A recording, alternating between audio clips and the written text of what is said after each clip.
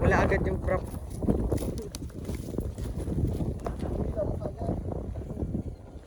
Hinila mo agad daw eh. Oo. Patay na. Hindi, malakas siguro pa yung hangin. Bagay. Biglang lumakas din. Hindi. Pero hindi ito tinawakan eh. Yung mga tagad kasi yung hangin. Kaya. Kuya Owen, marunong na si Kuya Owen eh.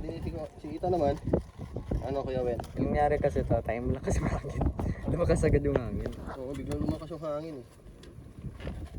Anyway, sige. RIP. Putol mo muna yan. Itong isa, ayusin natin ito.